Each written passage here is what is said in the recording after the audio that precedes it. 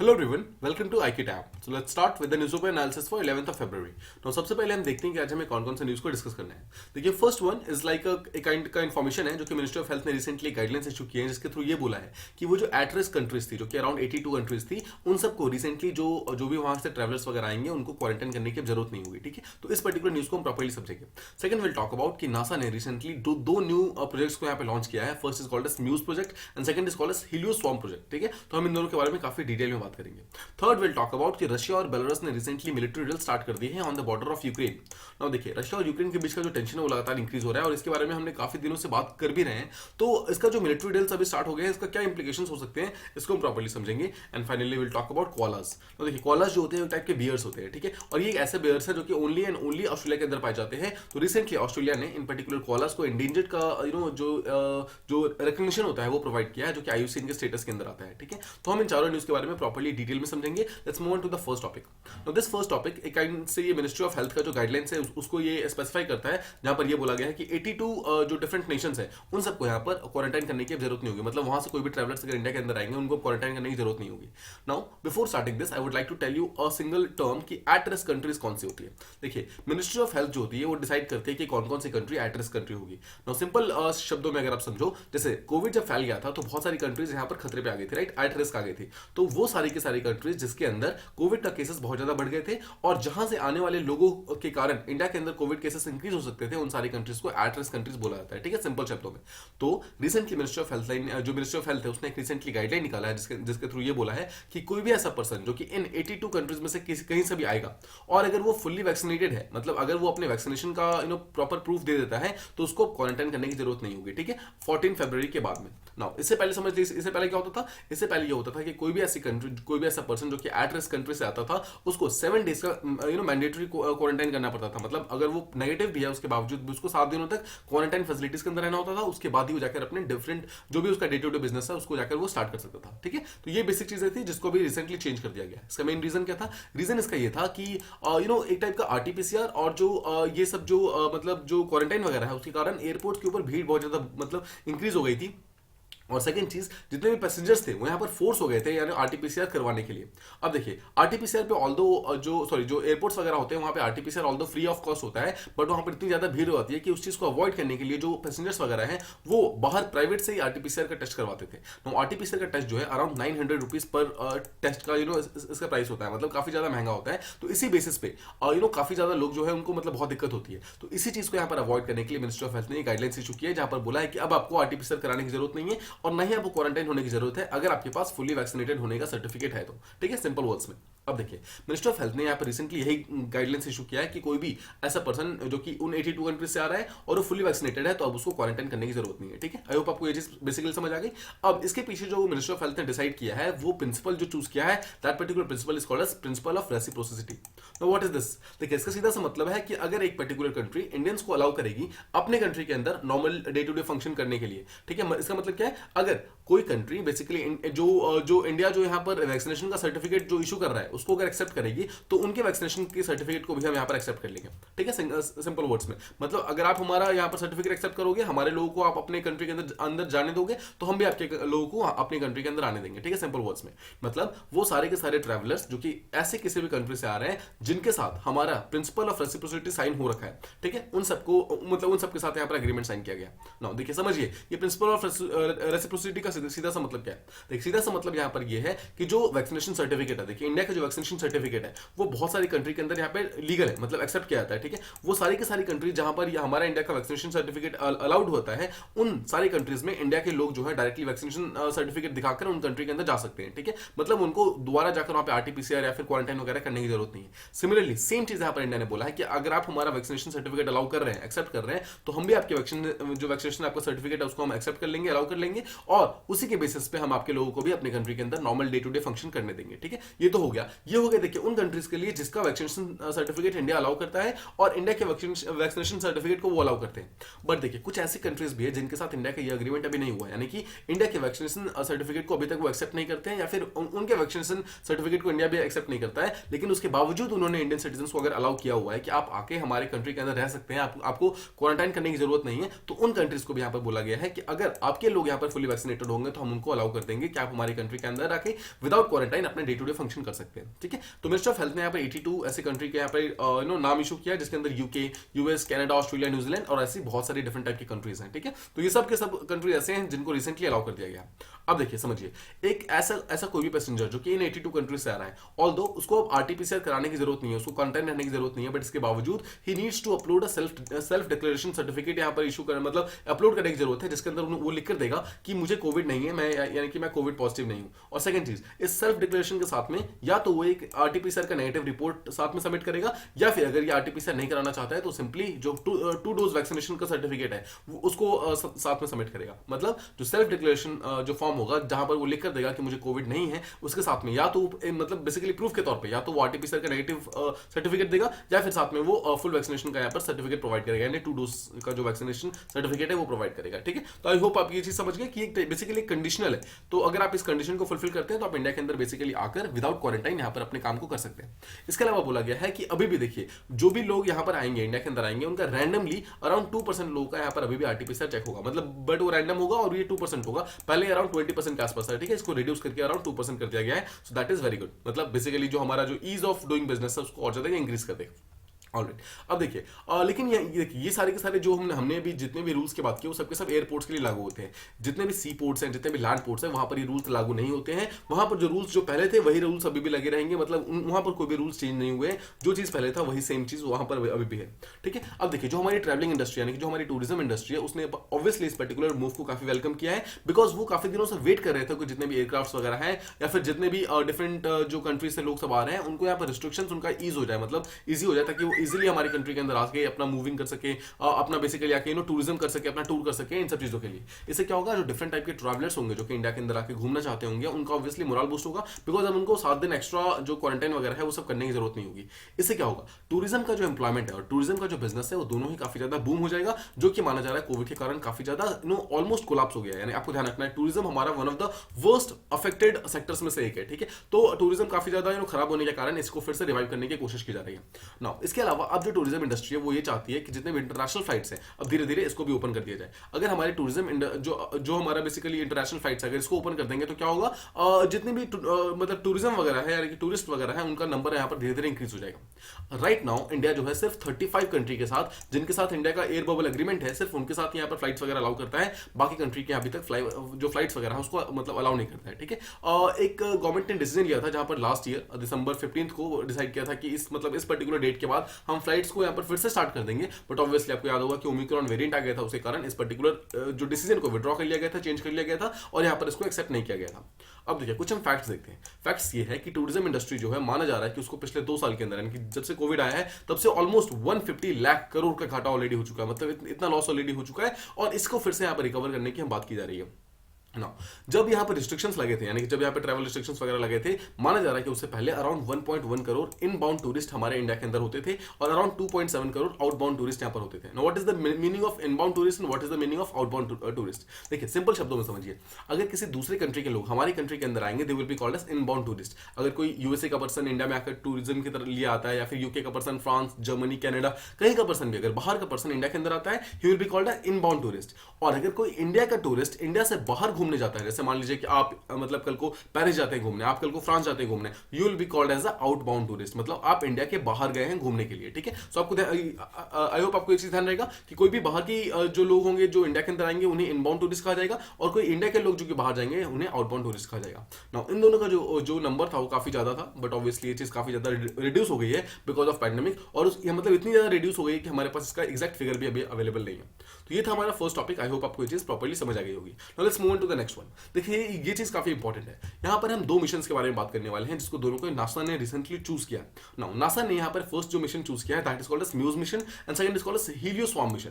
तो यहाँ पर आपको काफी न्यू चीजें सीखने को मिलेंगी, इस चीज को हम प्रॉपर्ली समझते हैं। देखिए कॉन्टेक्स्ट ये है कि नासा ने दो साइंस के मिशन को यहाँ पर रिसेंटली चूज किया है। The first one is called as muse mission. Muse का फुल फॉर्म क्या है? Multi slate solar explorer. देखिए सोलर का मतलब क्या है? रिलेटेड टू सन, ठीक है। तो सिंपल वर्ड्स में समझिए, म्यूज मिशन जो है डायरेक्टली सन से रिलेटेड है। और सेकंड चीज इज कॉल्ड एज हीलियोस्वार्म, ठीक है। Now what is the meaning of helio? देखो जहां पर भी आपको हीलियो वर्ड मिलेगा ना, it is directly related to सन।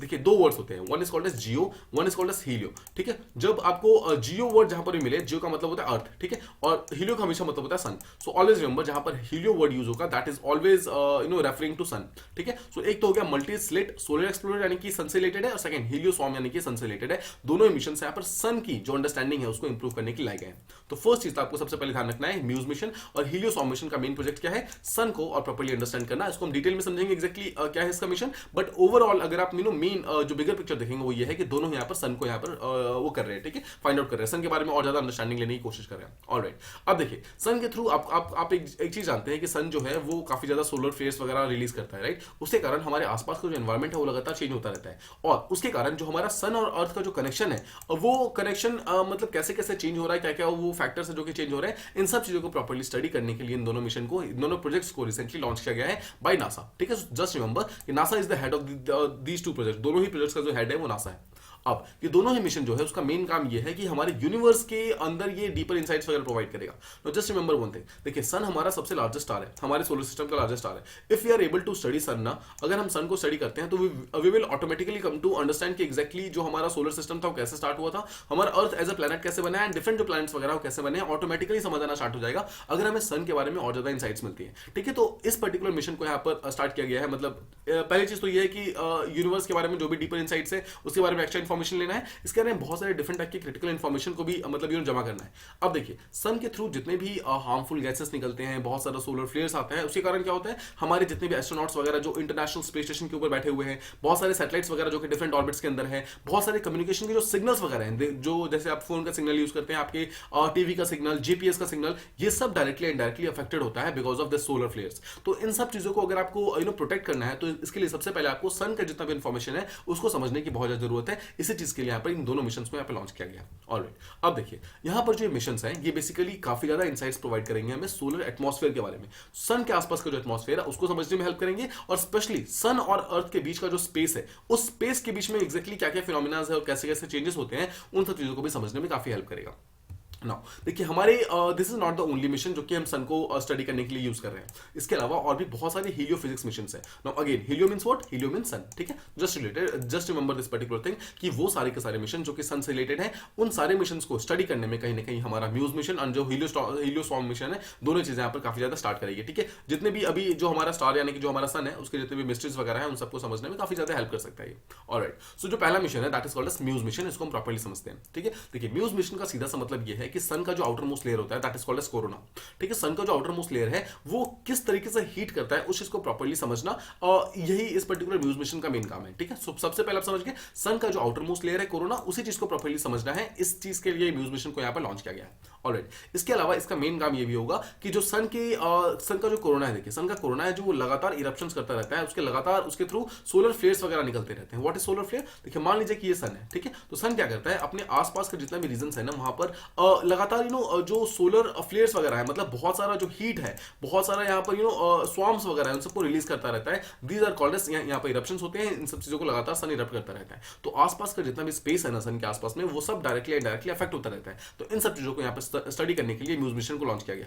इसके अलावा सोलर एटमॉस्फेयर देखिए अर्थ है, अर्थ के आसपास एक एटमॉस्फेयर है, राइट। सेम वैसे ही बिल्कुल उसी तरीके से सन के आसपास भी एक एटमॉस्फेयर है। उसी एटमॉस्फेयर को स्टडी करने के लिए एक इंस्ट्रूमेंट यहाँ पे लगाया गया है। That particular instrument is called as multi slit spectrometer. Now इसी मल्टी स्लिट स्पेक्ट्रोमीटर के नाम पे ऑब्वियसली इसका म्यूज मिशन का नाम रखा गया है। बट मल्टी स्लिट स्पेक्ट्रोमीटर आपको ध्यान रखना है, इसका मेन काम क्या है, जो सन का जो अल्ट्रावायलेट रेडिएशन होता है जो कि बहुत ही एक्सट्रीम होता है। आपको पता है कि यूवी रेडिएशन जो होते हैं अगर वो अर्थ या फिर जो हमारे बॉडी के ऊपर डायरेक्टली आएंगे तो हमें हमारी स्किन को जला सकता है, इतना ज्यादा ये एक्सट्रीम होता है। तो इस अल्ट्रावायलेट रेडिएशन के बारे में कौन कौन से डिफरेंट प्रॉपर्टीज है जो अभी तक हमें पता नहीं है, इन सब चीजों को स्टडी करने का भी काम म्यूज मिशन करने वाला है। और इसके अलावा जो सन का जो आउटर मोस्ट लेयर यानी कि जो कोरोना कोरोना है उसको और ज्यादा प्रॉपर्ली अच्छे तरीके से रेजोल्यूशन, मतलब और ज्यादा हाई रेजोल्यूशन कैमरास वगैरह से उसको समझने की कोशिश करेगा, मतलब और ज्यादा इसके बारे में इंफॉर्मेशन वगैरह लेगा। तो ये भी इसका एक बहुत अच्छा काम है। अब जैसा हमने देखा कि this is not the only mission जो कि सन के बारे में स्टडी कर रहा है, तो इसके अलावा जितने भी डिफरेंट स्टडीज हो रहे हैं जो कि ग्राउंड पे हैं या फिर अलग अलग टाइप के टेलीस्कोप्स वगैरह से हो रहे हैं, किसी भी तरीके से हो रहा है, इन सबको कॉम्प्लीमेंट करेगा, इन सबके बारे में और भी इन्फॉर्मेशन वगैरह प्रोवाइड करेगा ये जो म्यूज मिशन है। तो आई होप आप जो फर्स्ट मिशन है वो चीज प्रॉपर्ली समझ गए। उसका मेन काम क्या है, इसका मेन अगर आपको समराइज करना हो तो सिंपल वर्ड्स में म्यूज मिशन का मेन काम है जो कोरोना है, कोरोना यानी कि जो सन का आउटर मोस्ट लेयर है उसको समझेगा, उसको प्रॉपर्ली अंडरस्टैंड करेगा, उससे रिलेटेड जितने भी डिफरेंट टाइप के फिनोमिनाज है, स्पेशली जो उसका इरप्शन है उसको प्रॉपर्ली समझने की कोशिश करेगा। ठीक है, ये हो गया हमारा म्यूज मिशन। सेकंड मिशन है that is called as helioswarm mission. Now this is more important of the two, दोनों में से ज्यादा इंपॉर्टेंट हीलियोस्वार्म है। इसको समझते हैं। देखिए स्वार्म का मतलब होता है जहां पर बहुत सारी चीजें एक साथ मूव करती हैं। ठीक है, बहुत सारे गैसेस के पार्टिकल्स अगर एक साथ मूव करते हैं, बहुत सारा पानी अगर एक साथ मूव करता है, this all is called as swarm. तो जो टाइडल स्वार्म का आपने नाम सुना होगा, टाइडल स्वार्म, ठीक है, तो उसको भूल जाइए। फिलहाल आप हम समझ रहे हैं हीलियोस्वार्म। इसका मतलब क्या है, सन से जो जितना भी रेडिएशन वगैरह निकलता है, इरप्शन निकलता है, वो सब एक स्वार्म के बेसिस पर, मतलब एक बहुत सारा इकट्ठा होकर एक साथ मूव करता है, दैट इज कॉल्ड एज हीलियोस्वार्म।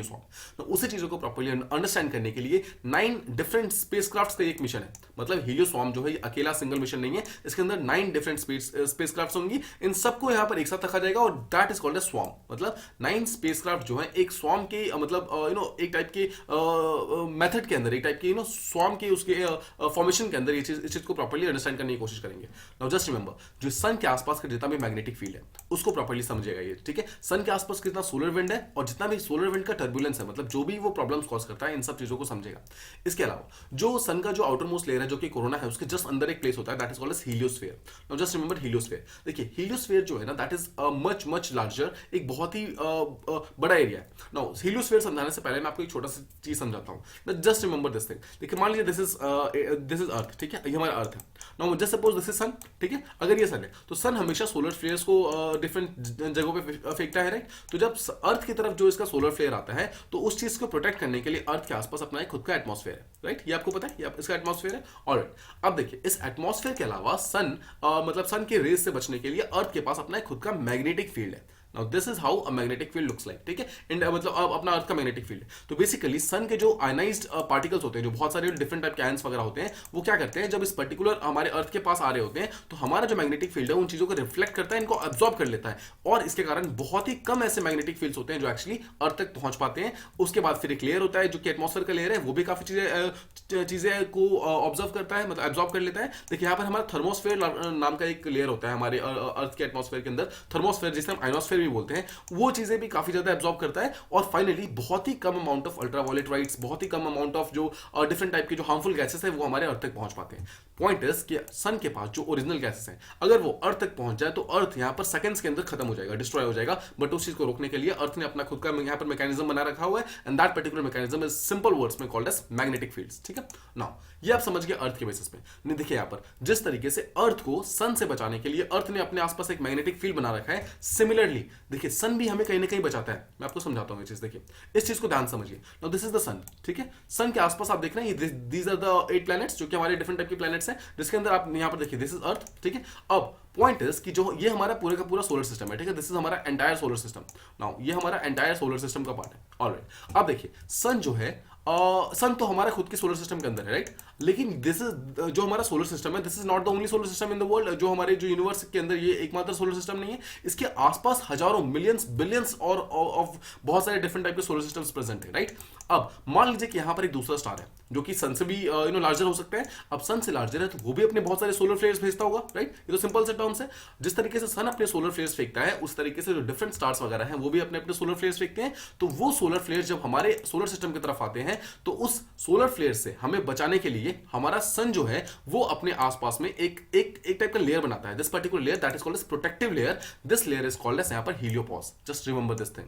देखिए यहाँ पर 3 डिफरेंट लेयर्स बने होते हैं। द फर्स्ट जो कि इमीडिएट लेयर जो इमीडिएट लेयर होता है जो सन के आसपास होता है, that thing is called as termination shock.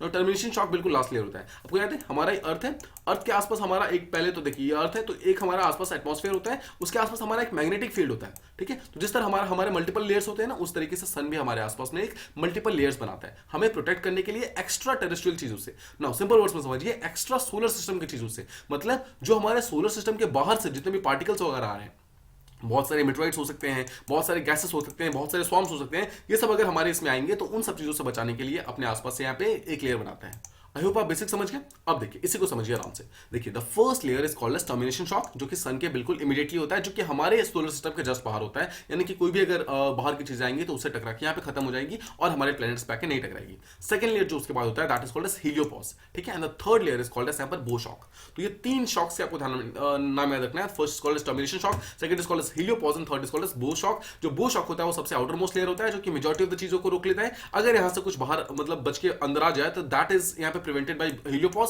और उससे ही बचे अगर कुछ कोई चीज अंदर आ जाए that thing is called as यहाँ पर टर्मिनेशन शॉक। और ये सब चीजें हम यहाँ पर बचाता है। इसी हीलियोपॉज को और ज्यादा समझने के लिए, इसी हीलियोस्फीयर को और ज्यादा समझने के लिए इस हीलियोस्वार्म मिशन को यहाँ पर लॉन्च किया जा रहा है। आई होप आपको ये चीजें प्रॉपर्ली समझ आ रही है कि एग्जैक्टली दोनों मिशन क्यों लॉन्च किए जा रहे हैं। नाउ जस्ट रिमेंबर कि जितने भी हमारे, जिस तरह हमारे प्लैनेटरी के जो हमारा प्लैनेट होता है उसके आसपास जो मैग्नेटिक फील्ड होता है, बिल्कुल उसी तरीके से जो कोरोना होता है, जो सन का कोरोना होता है, उसके आसपास जो मास इजेक्शंस वगैरह होते हैं, जो टर्बुलेंस वगैरह कॉज करता है, उसके आसपास भी अपना एक खुद का हीलियोस्फीयर बनाता है, ठीक है। So this is called as heliopause. तो ये सारा का सारा एरिया जो है हीलियोस्फीयर है, और जो ये जो बिल्कुल लास्ट वाला जो फेज है that is called as heliopause, ठीक है। आई होप आपको ये चीज प्रॉपर्ली समझ आ रही है। और इस पर्टिकुलर मिशन का जो बजट है दैट इज अराउंड $250 मिलियन, इसके आसपास में इसका बजट है। इस चीज को प्रॉपर्ली यहाँ पर इंप्लीमेंट करने की कोशिश की जा रही है। नाउ आई होप आपको ये वाला कंसेप्ट जो प्रॉपर्ली समझ आ गया कि एग्जैक्टली हीलियोपॉज क्या है, बो शॉक क्या है, टर्मिनेशन शॉक क्या है, और किस तरीके से जो एक्स्ट्रा टेरेस्ट्रियल चीजें हैं वो हमारे प्लेनेट पे आती है और उसको रोकने के लिए सन हमें कैसे प्रोटेक्ट करता है। आई होप आपको ये चीज properly clear. Okay, so let's move on to the next one. यहाँ हमें बात करनी है रशिया और बेलारूस के बीच में जो मिलिट्री ड्रिल्स स्टार्ट हो गई हैं यूक्रेन के बॉर्डर्स पे, उसे हम समझते हैं। देखिए before starting anything you must remember कि रशिया और यूक्रेन के बीच में टेंशन चल रही है, आपको ये चीज याद होगा, राइट। तो रशिया ने यहाँ पर अपना जो रशिया का जो पार्टनर है that is called as Belarus. Belarus जो रशिया और बेलारूस ने साथ में मिलकर यूक्रेन के बॉर्डर पे, यानी कि देखिए पहले आपको मैप पे समझाता हूं। तो देखिए दिस इज रशिया, ठीक है, दिस इज यूक्रेन।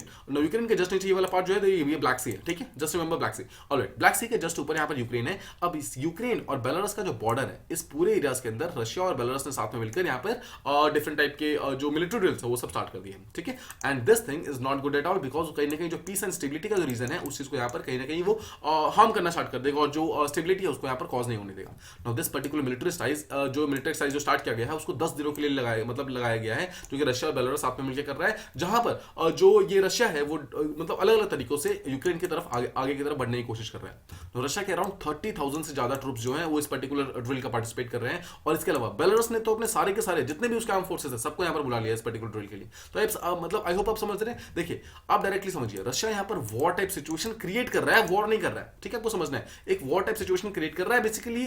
नेटो जो ग्रुप है, नेटो जो है उसको यहाँ पर कहीं ना कहीं वो करना चाह रहा है, नर्वस करना चाह रहा है, ताकि नेटो किसी तरीके से रशिया की बात मान ले और वहां से पीछे उठ जाए, ठीक है, सिंपल वर्ड्स में। बट यहां पर नेटो पीछे नहीं हट रहा है, ठीक है, आपको ये भी समझना है। आप देखिए रशिया ने अपने बहुत सारे फोर्सेस को यहां पर बुला लिया है, और आसपास देखिए एक तो यूक्रेन के जितने बॉर्डर्स हैं वहां पर कर रहे हैं, और आसपास देखिए ये वाला जो आप यूक्रेन का बिल्कुल नीचे वाला पार्ट देख रहे हैं, दिस इज क्रीमिया। और क्रीमिया जो है वो रशिया के डायरेक्टली अभी एनेक्सेशन है, मतलब रशिया ने क्रीमिया को एनेक्स कर लिया था, आपको याद होगा 2014 के अंदर, ठीक है। रशिया ने क्रीमिया के ऊपर अटैक कर दिया था और इस चीज को पूरा रशिया का पार्ट बना लिया था। तो यहां पर भी रशिया जो है अपने बॉर्डर्स को लेकर बैठा हुआ, अपने ट्रूप्स को लेकर बैठा हुआ है बेसिकली यूक्रेन के बॉर्डर पे, मतलब यूक्रेन को यहाँ पर दो जगह से घेर लिया है।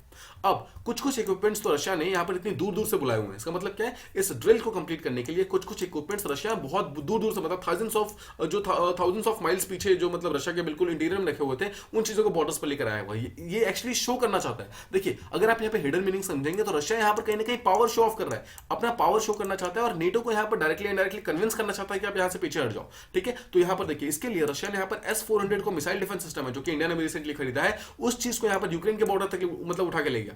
अब रशिया ये कुछ करेगा तो यूक्रेन तो शांति से बैठने वाला है नहीं, राइट। तो यूक्रेन ने यहाँ पर रिस्पॉन्ड किया और यूक्रेन ने अपना खुद का ड्रिल स्टार्ट कर दिया 10 डेज का। रशिया और बेलारूस ने 10 दिनों का स्टार्ट किया, तो यूक्रेन ने भी अपना 10 दिनों का स्टार्ट कर दिया, और अराउंड 10,000 ट्रूप जो उन्होंने उस पर्टिकुलर ड्रिल के अंदर स्टार्ट कर दिया।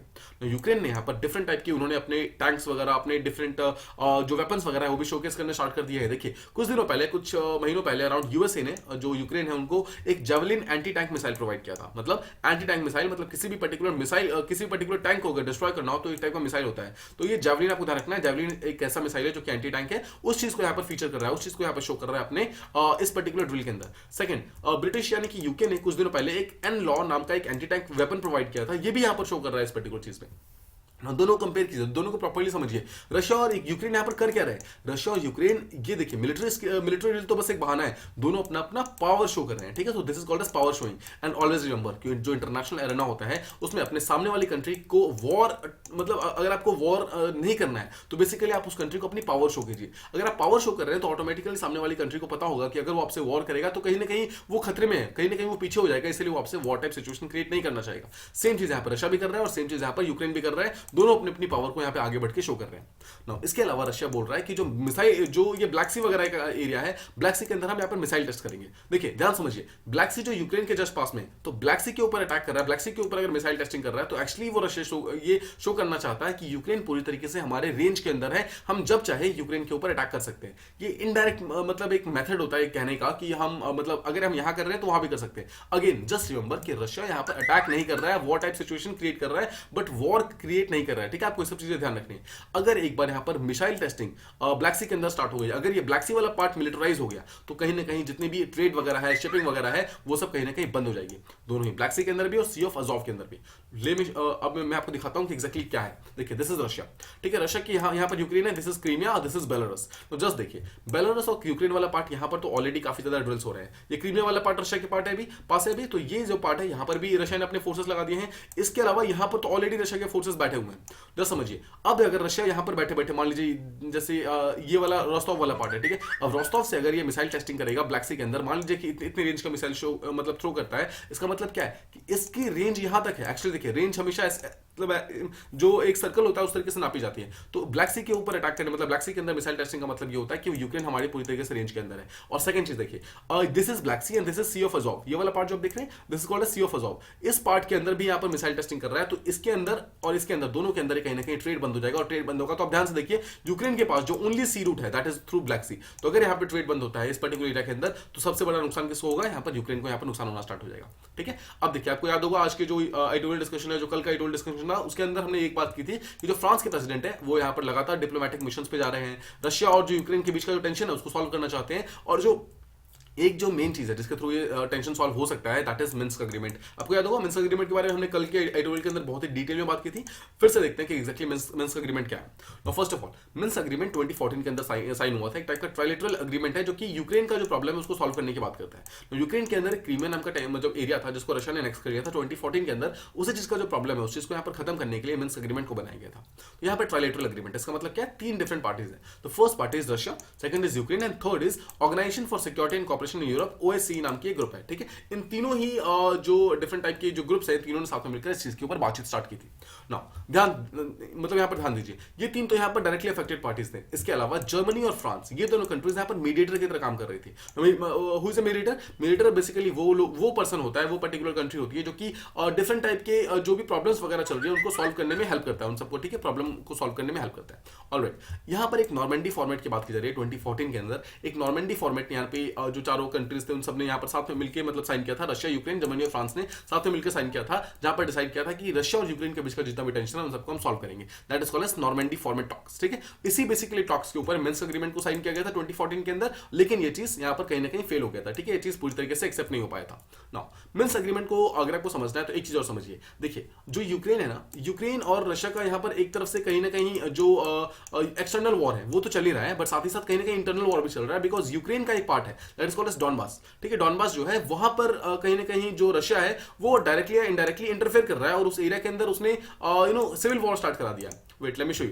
देखिए दिस इज रशिया, ठीक है। Now this is Russia, this part is Ukraine. ये वाला पार्ट जो आप देख रहे हैं ये यूक्रेन वाला पार्ट है जो कि डायरेक्टली रशिया से टच कर रहा है। अब रशिया का अगर आप इस देखिए, ये वाला क्रीमिया, ये ऑलरेडी रशिया इसको कैप्चर कर चुका है। अब डॉनबास यानी कि जो रशिया के साथ यहाँ पर जो ईस्टर्न बॉर्डर है यूक्रेन का, अगर आप उसको देखेंगे there is a place called as Donbas. Donbas के अंदर कुछ रशियन बैक्ड फोर्सेस हैं, मतलब ऐसे फोर्सेस हैं जिसको रशिया सपोर्ट करती है, जो कि डॉनबास के अंदर रह रहे हैं। और यहाँ पे उन लोगों ने उपद्रव मचा रखा है। मतलब क्या है कि यहाँ पर काफी ज्यादा पीस एंड स्टेबिलिटी यहाँ पर वायलेट हो रही है, काफी ज्यादा प्रॉब्लम्स यहाँ पर इमर्ज हो रही है। उसके कारण ये एरिया बिल्कुल भी स्टेबल नहीं है। ठीक है। अगेन देखिए, तो इस एरिया को यहाँ पर माना जाता है कहीं ना कहीं रशिया के जो फोर्सेस है वही यहाँ पर काफी ज्यादा यहाँ पर डिसहार्मनी फैला रहे हैं। ठीक है, तो इससे पहले भी काफी कोशिश की गई थी, बट जो मिन्स अग्रीमेंट है पूरी तरीके से फेल हो गया था, ये चीज एक्सेप्ट नहीं हो पाई थी। 2014 के अंदर ये था, तो उसी के अगले साल 2015 के अंदर फिर से एक ऐसा एग्रीमेंट साइन किया गया, that was called as Minsk 2 agreement. तो मिन्स्क 2 जो था ये भी यहाँ पर साइन किया गया ताकि रशिया और यूक्रेन के बीच का टेंशन खत्म कर सके, but again this also failed. But आपको ध्यान रखना है, अभी जो फ्रांस, आपको याद होगा फ्रांस की जो प्रेसिडेंट है वो रशिया और यूक्रेन से बातचीत कर रहे हैं कि मिन्स्क अग्रीमेंट को फिर से रिवाइव करना है। वो जो मिन्स्क है वो कौन सा मिन्स्क है, दैट इज मिन्स्क 2। जो 2015 में जो मिन्स्क अग्रीमेंट साइन हुआ था ना, उस चीज को यहाँ पर फिर से रिवाइव करने की बात की जा रही है। मिन्स्क 1 को रिवाइव करने की बात नहीं की जा रही है, जो कि 2014 के अंदर साइन हुआ था। Just remember this particular thing. ठीक है, सो मिन्स्क 2 साइन हुए थे, Minsk 1 and Minsk 2। Minsk 1 Minsk 2 दोनों ही फेल हो गए थे, बट मिन्स्क 1 को यहाँ पर रिवाइव करने की बात नहीं की जा रही है। ऑब्वियसली बात है, देखिए मिन्स्क 2 जो है वो ज्यादा ऑब्वियसली अगर सेकंड अग्रीमेंट हुआ है तो उसके अंदर ज्यादा फीचर्स वगैरह है, इसी चीज को यहाँ पर रिवाइव करने की बात की जा रही है। ये था हमारा थर्ड टॉपिक। आई होप आपको ये चीज प्रॉपर्ली समझ आ गया होगा। तो let's move on to the next one. यहाँ हमें कोआलास के बारे में बात करनी है। देखिए दीज आर कोआलास, ये टाइप के बियर्स के वो होते हैं। ठीक है, टाइप के स्पीसीज होती हैं। बियर्स क्या है कि भालू, तो भालू की जो स्पीसीज होती हैं उसको रिसेंटली ऑस्ट्रेलिया के अंदर इंडेंजर्ड स्पीसीज का यहाँ पर स्टेटस प्रोवाइड किया गया। नाउ समझते हैं इसको। देखिए ऑस्ट्रेलिया ने रिसेंटली कोआलास को इंडेंजर्ड प्रोवाइड किया है, और जो ये जो कोआलास होते हैं बेसिकली आपको ध्यान रखना है यूकेलिप्टस के ट्री के ऊपर पाए जाते हैं। जो अब देखिए जो ये यूकेलिप्टस का ट्री है ये काफी one of the largest trees in the world के अंदर माना जाता है। और जो आप ये कोआलास देख रहे हैं टाइप का मार्सुपियल है। ठीक है, मार्सुपियल बेसिकली वो होता है जो कि ट्रीज के ऊपर रहता है। ऑलराइट, अब देखिए, और ये सिर्फ और सिर्फ ऑस्ट्रेलिया के ईस्टर्न पार्ट के अंदर ही प्रेजेंट है, मतलब पूरे वर्ल्ड के अंदर ये सिर्फ और सिर्फ एक ही जगह पे पाया जाता है, दैट इज ऑस्ट्रेलिया का ईस्टर्न वाला पार्ट। इसके अलावा कहीं पर भी कोआलास नहीं पाए जाते हैं। ठीक है, आपको ध्यान रखना है। तो उसका only one and only habitat कहां पर है, ऑस्ट्रेलिया के अंदर प्रेजेंट है। अब अराउंड 10 साल पहले दिस वाज इन वल्नरेबल की कैटेगरी के अंदर प्रेजेंट था, बट इसको रिसेंटली चेंज करके इसको इंडेंजर्ड की कैटेगरी के अंदर लाया गया है। इसको हम प्रॉपर्ली समझेंगे अभी। फिलहाल बस ये समझिए कि अगर वल्नरेबल से कोई इंडेंजर्ड की तरफ जाता है, इसका मतलब क्या है कि उसका प्रोटेक्शन यहां पर इंक्रीज कर दिया गया। इसको हम थोड़ा सा डिटेल में समझते हैं कि एग्जैक्टली ये है क्या। देखिए ये जो हमारा आयुसीन होता है, जो इसी आयुसीन के अंदर एक रेड लिस्ट नाम की चीज होती है। इस रेड लिस्ट के अंदर डिफरेंट टाइप की कैटेगरीज होती हैं। उन कैटेगरीज के अंदर डिफरेंट एनिमल्स को यहाँ पर कैटेगराइज किया जाता है। नाउ जो एनिमल जिस कैटेगरी के अंदर होता है उसी के बेसिस पे उसको यहाँ पर जो प्रोटेक्शन वगैरह है वो प्रोवाइड किया जाता है। ठीक है, समझते हैं एग्जैक्टली। देखिए जो फर्स्ट कैटेगरी होती है that is called as least concern. तो लीस्ट कंसर्न का सीधा सा मतलब ये होता है कि एक एनिमल जो है वो इनफ पॉपुलेशन है उसका, मतलब काफी ज्यादा पॉपुलेशन उसका ऑलरेडी प्रेजेंट है, जहां पर उसको अभी किसी भी टाइप की प्रोटेक्शन की जरूरत नहीं है। ठीक है, सिंपल वर्ड्स में। अब लीस्ट कंसर्न के बाद जो नेक्स्ट आता है that is called as near threatened. Near threatened का सीधा सा मतलब ये होता है कि धीरे धीरे इस पर्टिकुलर जो एनिमल्स है उसकी पॉपुलेशन यहाँ पे डिक्रीज हो रही है, और हो सकता है कि आगे जाकर ये थ्रेटनिंग होना स्टार्ट हो जाए, मतलब इसकी पॉपुलेशन यहाँ पे थ्रेटन होना स्टार्ट हो जाए। नाउ एक पर्टिकुलर एनिमल अगर नियर थ्रेटन में हो गया है और उसके बाद भी इसकी पॉपुलेशन और ज्यादा डिक्रीज हो रही है, then it goes to vulnerable category, यानी कि वल्नरेबल में। नाउ वल्नरेबल का सीधा सा मतलब ये है कि इसकी जो एक्सटेंशन का इसका जो रिस्क है, यानी कि जो इसकी पॉपुलेशन है और ज्यादा डिक्रीज हो गई है, और उसका जो एक्सटेंशन का रिस्क है वो और ज्यादा इंक्रीज हो गया। नाउ इसके अलावा अगर जो एक्सटेंशन का रिस्क है वो और ज्यादा इंक्रीज हो जाए, दैट इज कॉल्ड एज कि वेरी हाई हो जाए, तो उसे कहते हैं इंडेंजर्ड। देखिए सबसे पहले आया least concern, then comes near threatened, then comes vulnerable, then comes endangered. तो हम यहाँ पर आ चुके हैं इंडेंजर्ड पे। ठीक है, अगर इंडेंजर्ड पे आने के बाद भी उसकी पॉपुलेशन लगातार डिक्लाइन हो रही है, then it comes to critically endangered. ठीक है, जहां पर एक्सटेंशन का जो मतलब नंबर है वो और ज्यादा इंक्रीज हो जाए। अब जो यहाँ पर क्रिटिकली इंडेंजर्ड है, इसके बाद एक और कैटेगरी आती है that is called as extinct in the wild. मतलब एक पर्टिकुलर एनिमल मान लीजिए कि पहले क्रिटिकली इंडेंजर्ड के अंदर आ गया, मतलब उसकी पॉपुलेशन बहुत ज्यादा डिक्रीज हो गई है। नाउ क्रिटिकली इंडेंजर्ड के बाद अगर मान लीजिए कि इस पर्टिकुलर एनिमल को रिवाइव करने के लिए, सर्वाइव करने के लिए कुछ यहाँ पर टेम्पल्स वगैरह में, कुछ यहाँ पर एक्वेरियम्स वगैरह में उसको डाल दिया गया, बट उसके अलावा जितने भी वाइल्ड यानी कि जितने भी फॉरेस्ट वाली पॉपुलेशन थी वो सब यहाँ पर पूरी तरीके से खत्म हो गई। तो अगर फॉरेस्ट की पॉपुलेशन खत्म हो गई है और सिर्फ वो कुछ टेम्पल्स वगैरह या फिर कुछ एक्वेरियम्स वगैरह में बचा हुआ है, that is called as extinct in the wild. इसका मतलब क्या है, वाइल्ड यानी कि जितने भी फॉरेस्ट वगैरह एरियाज था उन सब के अंदर पूरी तरीके से खत्म हो चुका है, सिर्फ अब वो कैप्टिविटी या फिर कल्टिवेशन के अंदर बचा हुआ है, यानी कि जहां पर हम उसको नेचुरली नहीं आर्टिफिशियली उगा रहे हैं, मतलब उनको ग्रो करने में हेल्प कर रहे हैं। जैसे कि वो एक्वेरियम की बात की हमने, यहाँ पे टेम्पल्स की बात करी, सिर्फ यहीं पर बचे हुए हैं, इसके अलावा हर एक जगह पे खत्म हो चुके हैं। एंड फाइनली द मोस्ट जो टॉप पे आता है that is called as extinct. Extinct का मतलब होता है एक पर्टिकुलर जो स्पीसीज है एनिमल्स का वो पूरी तरीके से खत्म हो चुका है, उसका यहाँ पर एक भी लास्ट इंडिविजुअल भी मतलब बचा हुआ नहीं है, मतलब एक भी इंडिविजुअल नहीं बचा हुआ है, पूरी तरीके से खत्म हो गया। तो देखिए ये तो जितने भी कैटेगरीज आपने देखी है सब के सब कैटेगरीज वो हैं जो आयुसीन के अंदर थ्रेटेंड होते हैं। इसके अलावा एक और कैटेगरी होता है that is called as data deficient. तो ध्यान से देखिए, डेटा डेफिशिएंट का सीधा सा आपको नाम से पता चल रहा होगा, एक पर्टिकुलर एनिमल जो कि हमें रिसेंटली मिला है। ठीक है, और इसके बारे में हमारे पास इतना डेटा नहीं है कि हमें इसका एग्जैक्ट पॉपुलेशन नहीं पता, अभी हमें इसका एग्जैक्ट हैबिटेट नहीं पता, तो हम कैसे मालूम करें कि किस पर्टिकुलर कैटेगरी के अंदर आता है, राइट। तो इसी चीज के लिए इसको डेटा डेफिशिएंट बोला जाता है। इसका मतलब क्या है कि अभी हमारे पास इतना डेटा नहीं है कि हम इसको अभी किसी भी एक पर्टिकुलर कैटेगरी के अंदर कैरेक्टराइज कर सकें। ऑलराइट, अब हम कोलास को समझते हैं, कोलास की कुछ स्पेसिफिक चीजें समझते हैं। पहली बात तो आपको ये समझना है कि इसकी पॉपुलेशन लगातार डिक्लाइन हो रही है, और स्पेशली पिछले अगर 5-6 सालों के अंदर देखेंगे तो उसकी पॉपुलेशन जो है लगातार ही बहुत ज्यादा डिक्लाइन हो गई है। उसके मेन रीजन क्या है? पहला रीजन है कि हैबिटेट उसका लगातार लॉस हो रहा है, मतलब वो यूकलिप्टस के ट्रीज के बिल्कुल टॉप पे रहते हैं, तो जो यूकलिप्टस के ट्रीज हैं वो लगातार यहाँ पे डिक्लाइन हो रहे हैं। सेकंड, बहुत ऑस्ट्रेलिया के जो एरियाज हैं वहां पे ड्रॉट वगैरह काफी ज्यादा इंक्रीज हो गया है। ड्रॉट इंक्रीज होने के कारण जो यूकलिप्टस है, यूकलिप्टस यहाँ पर खुद को सर्वाइव नहीं कर पा रहा, और यूकलिप्टस का जो पेड़ है, जो ट्री है, वो पूरी तरीके से सूख जा रहा है, ये पूरी ड्राई हो जा रहा है, उसके कारण ये पर्टिकुलर कोलास उसके ऊपर रह नहीं पा रहे हैं। थर्ड चीज, समर्स के अंदर ऑस्ट्रेलिया के अंदर देखा गया है कि बुश फायर बहुत ज्यादा इंक्रीज होता है, मतलब जो जंगल वगैरह है वहां पर आग बहुत लग जाती है। नो, आपको पिछले साल याद होगा 2021 के अगस्त सितंबर के आसपास में, जहां पर ऑस्ट्रेलिया के अंदर one of the largest fires लग गई थी। नो, इस फायर्स के अंदर आपने एक एनिमल जिसका नाम लगातार सुना होगा, दैट वाज कोलास। नो, कोलास जो थे लगातार वो उस पर्टिकुलर जंगल से भागने की कोशिश कर रहे थे, बट माना जाता है कि थाउजेंड्स एंड थाउजेंड्स ऑफ कोलास उस पर्टिकुलर फायर के अंदर मारे गए थे। ठीक है, उस पर्टिकुलर फायर के अंदर मारे गए थे। नो, दिस फायर जो है 2021 के अंदर आया था, उससे पहले 2020 के अंदर भी आया था, उससे पहले 2019 के अंदर भी आया था। नाउ इसका रीजन माना जाता है क्लाइमेट चेंज को। नाउ क्लाइमेट चेंज के कारण जो समर्स का टाइम होता है वहां पर क्या होता है, फ्रिक्शन बहुत ज्यादा बढ़ जाता है। देखिए, एक तो विंड्स बहुत तेज होती है, ठीक है, देखिए आपको समझना है कि एग्जैक्टली बुश फायर्स कैसे होती है। एक तो विंड्स बहुत तेज होती है और एक टेम्परेचर बहुत तेज होता है ऑस्ट्रेलिया वाले पार्ट में। ठीक है, तो अगर विंड्स तेज होती है तो क्या होता है, जो पेड़ होते हैं, जो ट्रीज वगैरह होते हैं, बहुत ही तेज तेज से हिलते हैं। ठीक है, अगर एक मान लीजिए कि ये दो ट्रीज हैं जो कि काफी पास पास में है, ठीक है, अब वो काफी तेज तेज से हिल रहे हैं। और सेकंड चीज आपको ध्यान रखना है कि वहां पर उस पर्टिकुलर एरिया के अंदर टेम्परेचर ऑलरेडी काफी ज्यादा होता है। समर्स के टाइम में temperature one of the highest होता है। ठीक है, तो मान लीजिए कि 50 डिग्री के आसपास का टेम्परेचर है वहां पर, 50 डिग्री सेल्सियस के आसपास का टेम्परेचर है वहां पर, और बहुत तेज विंड चल रही है। विंड चलती है तो क्या होता है, एक पेड़ जो होता है, एक ट्री जो होता है, सेकंड ट्री से यहाँ पर टकराता है, रब करता है। रब करने के कारण क्या होता है, फ्रिक्शन प्रोड्यूस होता है, और फ्रिक्शन के कारण कभी कभी यहाँ पर चिंगारी लग जाती है, आग लग जाती है, यानी कि फायर लग जाता है। This particular fire starts spreading because obviously यहाँ पर रोकने वाला कुछ नहीं होता है। और विंड्स जो होते हैं, आपको ध्यान रखना, विंड्स जो ऐसी चीज होती है जो कि फायर को लगातार स्प्रेड करती है। ठीक है, फायर को फैलाने में विंड का एक बहुत बड़ा रीजन होता है, तो फायर को लगाने में भी विंड का बहुत बड़ा रीजन होता है, और फैलाने में भी बहुत बड़ा रीजन होता है। उसके कारण जो होता है वो अनकंट्रोल्ड फायर की तरह यहाँ पर फैलना स्टार्ट हो जाता है, and that particular thing is called as bush fire. ठीक है, तो वही जो बुश फायर होता है उसके कारण यहाँ पर ये हमेशा समर्स के अंदर आता है। पिछले 3 साल में 3 बार ऑलरेडी आ चुका है, जिसके कारण thousands and thousands of koalas already मारे जा चुके हैं। इसके अलावा अर्बनाइजेशन हुआ है, उसके कारण बहुत सारे फॉरेस्ट वगैरह को काट दिया गया है, उसके हैबिटेट्स को यहाँ पर डिस्ट्रॉय कर दिया गया है, और फाइनली बहुत सारे डिजीज वगैरह हैं जो कि कोलास को डायरेक्टली यहाँ पर इंपैक्ट कर रहे हैं। ठीक है, तो इन सब चीजों के कारण कोलास का जो पॉपुलेशन है वो लगातार यहाँ पर कहीं ना कहीं डिक्लाइन होता हुआ देखा जा रहा है। तो आपने जैसा मैंने आपको बताया, जो फायर्स वगैरह हो रहे हैं उसके कारण कोलास यहाँ पर बहुत ज्यादा रिड्यूस हो रहे हैं ना। तो जो पहले ये वल्नरेबल की कैटेगरी के अंदर था, उसको रिसेंटली इंडेंजर्ड की कैटेगरी में डाला गया, उसके कारण उसका जो प्रोटेक्शन है वो धीरे धीरे और ज्यादा इंक्रीज हो जाएगा, उसके कारण और ज्यादा उसको प्रोटेक्शन प्रोवाइड करेगा। तो द पॉइंट इसकी प्रोटेक्शन की डिमांड किसने की है, इसको वल्नरेबल से इंडेंजर्ड कैटेगरी के अंदर ट्रांसफर करने के लिए किसने बोला गया है, तो 3 डिफरेंट बॉडीज है, तीनों ने साथ में मिलकर बोला था। पहला था WWF ऑस्ट्रेलिया, और सेकंड था ह्यूमन सोसाइटी इंटरनेशनल, और थर्ड था international fund for animal welfare. But आपको ये सब याद करने की जरूरत नहीं है। पॉइंट इज कि ये सब कोई नहीं पूछा है कि कौन से एनिमल बोल रही है, आपको बस ये याद होना चाहिए कि वो इंडेंजर्ड कैटेगरी के अंदर प्रेजेंट है। अब माना जा रहा है कि ये पर्टिकुलर जो कोलास है उसकी पॉपुलेशन लगातार डिक्लाइन हो रही है। ऑस्ट्रेलिया के अंदर जो एक प्लेस है that is called as New South Wales, वहां पर जो पॉपुलेशन है ऑलरेडी 62% डिक्लाइन हो चुकी है। मतलब अगर पहले 100 कोलास थे तो अब वहां पर 62 कोलास पूरी तरीके से मर चुके हैं। अब सिर्फ यहाँ पर 38 कोलास ही बचे हुए हैं, और क्वींसलैंड नाम के जो एरिया है वहां पर 50% कोलास ऑलरेडी यहाँ पर मारे जा चुके हैं। सिर्फ 50% ही पॉपुलेशन वहां पर बची हुई है ना। अगर एक पर्टिकुलर एनिमल स्पेशली कोलास अगर उसको इंडेंजर्ड की स्टेटस में डाला गया, इसका मतलब क्या है, इसका सीधा सा मतलब यह है कि उसकी जो स्पीसीज है और उसके आसपास का जो फॉरेस्ट यानी कि जो उसका हैबिटेट है उन सबको यहाँ पर प्रॉपर प्रोटेक्शन मिलेगा। और स्पेशली जो ऑस्ट्रेलिया का जो नेशनल एनवायरमेंट लॉ है उसको और ज्यादा थोड़ा सा स्ट्रिक्ट बनाया जाएगा ताकि कोलास को यहाँ पर प्रॉपर्ली प्रोटेक्ट किया जा सके। ठीक है, इसके अलावा बोला गया है कि कोलास के आसपास और भी जितने स्पीसीज रहते हैं उन सब स्पीसीज को इस पर्टिकुलर स्टेटस के अंदर प्रोटेक्ट किया जाएगा।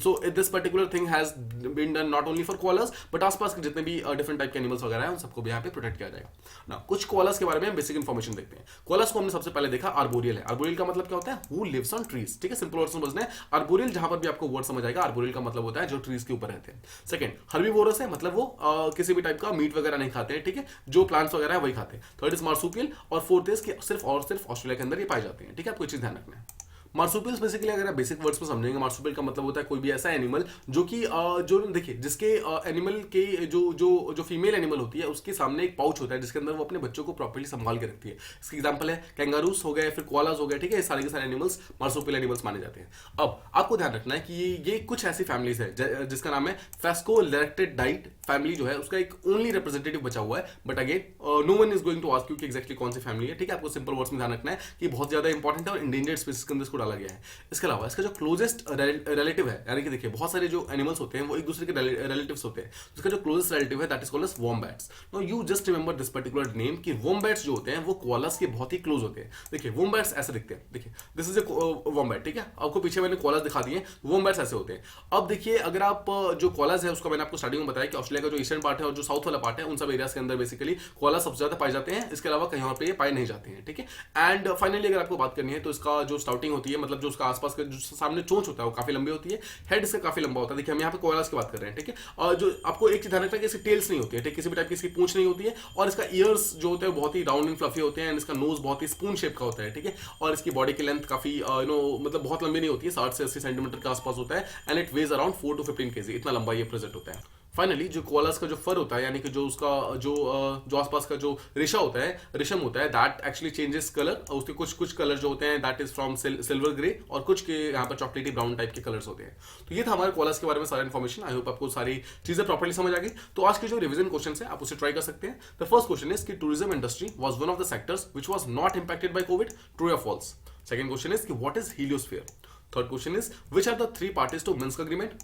Fourth is koalas are found in which all continents on the earth, and the fifth and the last question is which is more protected, vulnerable या फिर near threatened, ठीक है। ये कल के जो ये आज के क्वेश्चन हैं, जो कल के क्वेश्चन थे उसे हम रिवाइज कर लेते हैं। The first question was what is the comparison of energy production by nuclear fusion to coal energy production. देखिए न्यूक्लियर जो फ्यूजन से अगर हम एनर्जी प्रोड्यूस करेंगे या फिर जो कोल एनर्जी करेंगे तो ज्यादा एनर्जी कहां से प्रोड्यूस होगी। तो आपको याद होगा कल मैंने आपको बताया था कि फ्यूजन एनर्जी जो है वो मिलियन टाइम्स ज्यादा एनर्जी प्रोड्यूस कर सकता है एज कंपेयर टू कोल्स, तो बहुत ज्यादा एनर्जी प्रोड्यूस करता है फ्यूजन से, यानी कि न्यूक्लियर फ्यूजन से। सेकंड क्वेश्चन इज कि which requires more energy, fusion या फिर फिजन। आपको ध्यान रखना है फ्यूजन ज्यादा एनर्जी प्रोड्यूस करता है हमेशा एज कंपेयर टू फिजन, ठीक है। फिजन तो बहुत ही कम एनर्जी प्रोड्यूस करता है, बट फ्यूजन यहाँ पर बहुत ज्यादा एनर्जी प्रोड्यूस करता है। थर्ड इज कॉल्ड एज कि पीएसएलवी C-52 मिशन, जिसे अर्थ ऑब्जर्वेशन सैटेलाइट 04 भी कहा जाता है, इसका मेन मिशन क्या है। इसका मेन मिशन क्या था कि अर्थ को ऑब्जर्व करेगा, स्पेशली जो वेजिटेशन का जो फील्ड है वहां पर, जो हमारे वाटर बॉडीज है उन सबके फील्ड को, और एक टाइप का थर्मल जो इंफ्रारेड है उसको प्रोवाइड करेगा। थर्मल मतलब टेम्परेचर के बेसिस पर इसको हर एक चीज को चेक करेगा। नेक्स्ट इज कि जो इनकॉइस नाम की बॉडी है वो किस मिनिस्ट्री के अंदर काम करती है, so it works under ministry of earth sciences, ठीक है। और the next question is which state is going to be most affected due to the sea level rise. It is Karnataka and Goa. आपको याद होगा 9% के आसपास जो इसका टोटल कोस्टल एरियाज है वो डायरेक्टली अफेक्ट हो रहा है। And the last question was कि बायोमास गैस जो गैसिफिकेशन प्रोसेस है, it involves high net carbon emission due to large waste. Now this is the wrong statement. ये अच्छा इसलिए होता है, देखिए इसके थ्रू हम हाइड्रोजन को प्रोड्यूस कर सकते हैं, अच्छा इसलिए बिकॉज इसका नेट कार्बन जो प्रोडक्शन होता है, एमिशन होता है, वो बहुत ही ज्यादा लो होता है, ठीक है, हाई नहीं होता। सो ये थे हमारे कल के क्वेश्चन। आई होप आपको सारे क्वेश्चन सारे टॉपिक्स प्रॉपर्ली समझ आ गए होंगे। If you like the video please do like share and subscribe, and thank you so much for listening.